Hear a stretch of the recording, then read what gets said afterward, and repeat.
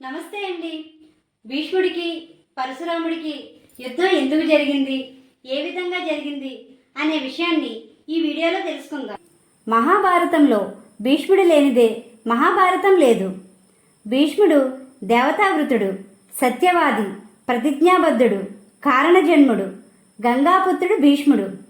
కురువంశానికి సైనికుడిగా ఉండి కురు సామ్రాజ్య రక్షణ బాధ్యత తీసుకుని కురు రాజ్య సైన్యానికి సేనాధిపతి యొక్క బాధ్యతలు తనపై పెట్టుకుని ధర్మ సంస్థాపనకై నిరంతరము ధర్మ సంస్థాపనలో ఉంటాడు. భీష్ముడి ఎదుట యుద్ధం చేయసాగే యోధులు గాని, వీరులు గాని, రాజులు గాని లేరు. యుద్ధం చేసినా నిలవసాగలేరు. భీష్ముడి యుద్ధ విద్యను మహావిష్ణు అవతారమైన పరశురాముని వద్ద యుద్ధ విద్యను నేర్చుకుంటాడు. భీష్ముడు యుద్ధ విద్యలను పూర్తి జ్ఞానంతో ధర్మాన్ని అనుసరిస్తూ పరశురాముని వద్ద యుద్ధ విద్యలన్నీ సంపూర్ణంగా నేర్చుకుంటాడు. పరశురామునికి నేర్చిన అన్ని విద్యలను భీష్ముడికి ప్రసాదిస్తాడు. భీష్ముడి తండ్రి శాంతవంతుడు. మత్స్యకన్య అయిన సత్యవతిని వివాహం చేసుకుంటాడు. వీళ్లకు విచిత్ర వీరుడు చిత్రాంగదుడు. వీరికి భీష్ముడు యుద్ధ విద్యను నేర్పుతాడు. వీరిద్దరూ వ్యసనానికి లోబడి అసమర్థులుగా ఉంటారు. సత్యవతి అయిన తన కుమారులకు వివాహం చేయాలని భీష్ముడికి చెబుతుంది. అంతలో కాశీరాజు పెద్ద కుమార్తె అయిన అంబాకు స్వయంవరం ఏర్పాటు చేస్తారు. అంబ శాల్యుణ్ణి ప్రేమిస్తుంది. అతన్నే వివాహం చేసుకోవాలని అనుకుంటుంది. ఆ స్వయంవరానికి భీష్ముడు తన తమ్ముళ్ళ కోసం వెళ్ళి అక్కడ ఉన్న రాజులను శాల్యుణ్ణి ఓడించి స్వయంవరాన్ని గెలుచుకుంటాడు. అంబని భీష్ముడిని వివాహం చేసుకోమంటారు. నేను ప్రతిజ్ఞాబద్ధుడను. నా తల్లి సత్యవతి ఆదేశానుసారం ఈ స్వయంవరానికి వచ్చాను అంటాడు. దీంతో అంబని వివాహం చేసుకుని చెబుతాడు.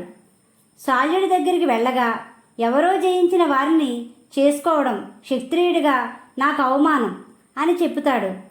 ఇద్దరూ వద్దనడంతో ఆ అవమానం భరించలేక భీష్ముడిపై ప్రతీకారంతో పరశురాముడు ఉన్న ప్రదేశానికి వెళ్ళి వీక్షిస్తూ ఉంటుంది. పరశురాముడి దర్శన భాగ్యంతో తనకు జరిగిన అన్యాయం గురించి చెబుతుంది. న్యాయం చేయమని అడగసాగింది. దీంతో తన శిష్యుడి మీద ఉన్న నమ్మకంతో అంబపై ఆగ్రహంగా ఉంటాడు. దీంతో అంబ నేను ఇక్కడే సజీవ దహనం చేసుకుంటాను అని చెప్పగా పరశురాముడు నీకేం కావాలి అని అడగసాగాడు. భీష్ముడితో వివాహం కోరుకుంటుంది. దీనికి పరశురాముడు భీష్ముడిని పిలిపించి అంబ గురించి అడగగా భీష్ముడు నేను ఆజన్మ బ్రహ్మచారిని, వివాహం చేసుకోను అని, నేను ప్రతిజ్ఞాబద్ధుడిని అని చెబుతాడు. దీంతో పరశురాముడు ఆగ్రహించి భీష్ముడి మీద కోపంతో ఉంటాడు. గురువు మాటను ధిక్కరిస్తావా అంటూ పరశురాముడు నాతో యుద్ధం చెయ్యి అని భీష్ముడిని ప్రేరేపిస్తాడు. భీష్ముడు నేను మీతో యుద్ధం చెయ్యలేను అని పదే పదే బ్రతిమాలుతాడు. మీరు నాకు గురువు అని మర్యాదపూర్వకంగా తన భక్తి శ్రద్ధలతో పరశురాముడితో చెప్పసాగుతాడు.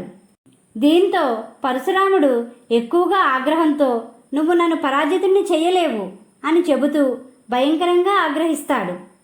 నేను నీ గురువుగా ఆజ్ఞాపిస్తున్నాను, యుద్ధం చేయమని చెబుతాడు. గురువు కోరిక మీదకు భీష్ముడు యుద్ధానికి సిద్ధం అవుతాడు. భీష్ముడు పరశురాముడు అతి పరాక్రమ యోధులు. వీరికి అపజయం ఉండదు.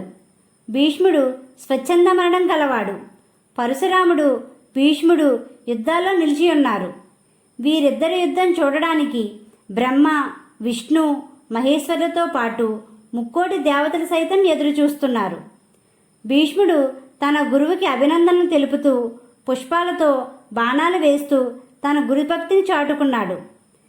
దీనితో ఇరువురు యుద్ధం చేయసాగారు. వీరిద్దరి మధ్య యుద్ధం అతి భయంకరంగా మారింది. భీష్ముడు పరశురాముడు ఇద్దరు ఒకరిపై ఒకరు అస్త్రాల వర్షం కురిపించుకుంటున్నారు.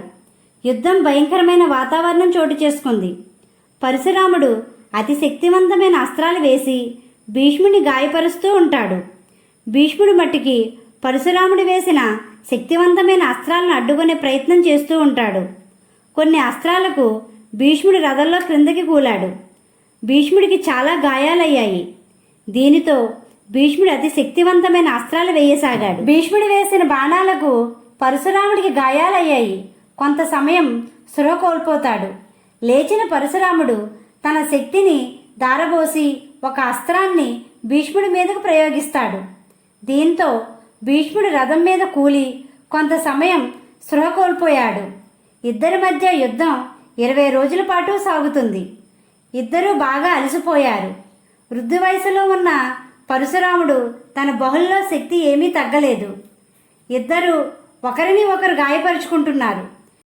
యుద్ధం అయిన రోజు రాత్రి భీష్ముడు నిద్రిస్తుండగా 8 మంది బ్రాహ్మణులు స్వప్నంలోనికి వచ్చి ఒక శక్తివంతమైన అస్త్రాన్ని భీష్ముడికి ఇచ్చి, ఈ అస్త్రం గురించి భూలోకంలో ఎవరికీ తెలియదు అని చెప్పి, ఈ అస్త్రం పూర్వజన్మలో నీకు బాగా తెలుసు అని చెప్పి, ఈ అస్త్రం యుద్ధంలో పరశురాముడిపై ప్రయోగిస్తే ఎటువంటి హాని జరగదు, కానీ పరశురాముడు యుద్ధ సమయం ముగిసే వరకు స్పృహ కోల్పోయి ఉంటాడు. నీకు నీ గురువు పరశురాముడిపై విజయం వర్తిస్తుందని చెబుతారు. మరుసటి రోజు యుద్ధం మొదలయ్యింది. పరశురాముడు బ్రహ్మాస్త్రాన్ని ప్రయోగించడానికి సిద్ధం అవ్వగా భీష్ముడు కూడా బ్రహ్మాస్త్రాన్ని తీస్తాడు. దీంతో సకల దేవతలు, ఇంద్రుడు, నారదుడు. మరుసటి రోజు యుద్ధం మొదలయ్యింది. పరశురాముడు బ్రహ్మాస్త్రాన్ని ఉపయోగించడానికి సిద్ధం అవ్వగా భీష్ముడు కూడా బ్రహ్మాస్త్రాన్ని తీస్తాడు. దీంతో సకల దేవతలు, ఇంద్రుడు, నారదుడు సైతం విశ్వంలో అనేక పరిణామాలు చోటు చేసుకుంటాయి.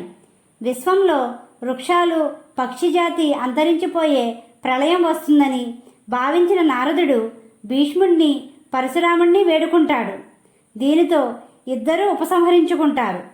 పరశురాముడు గాయత్రి అస్త్రాన్ని ఉపయోగించడానికి సిద్ధం అవ్వగా రాత్రి సమయంలో బ్రాహ్మణులు ఇచ్చిన అస్త్రం విశ్వంలోనే ఎదురైనదిగా ఉంటుంది.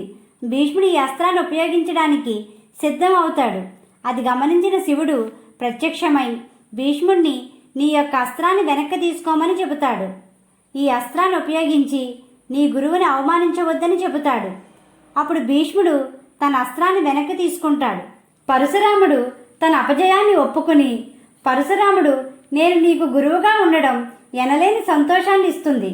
విశ్వంలోని అతి పరాక్రమ యోధుడిగా ఉండి నీకు పరాజయం ఉండదు అని భీష్ముడిని విజయుడిగా కొనియాడాడు. భీష్ముడు పూర్వజన్మ రహస్యం ఏమిటి? భీష్ముడు ఏ విధంగా జన్మించాడు? భీష్ముడి యొక్క స్వప్నంలో బ్రాహ్మణులు ఇచ్చిన అస్త్రం ఏమిటి అనే విషయాన్ని గురించి నెక్స్ట్ వీడియోలో తెలుసుకుందాం. మా ఛానల్ మొదటిసారి చూసినట్లయితే సబ్స్క్రైబ్ చేయండి. ఇలాంటి మరిన్ని అప్డేట్స్ కోసం మా ఛానల్ని లైక్ చేయండి, షేర్ చేయండి, కామెంట్ చేయండి.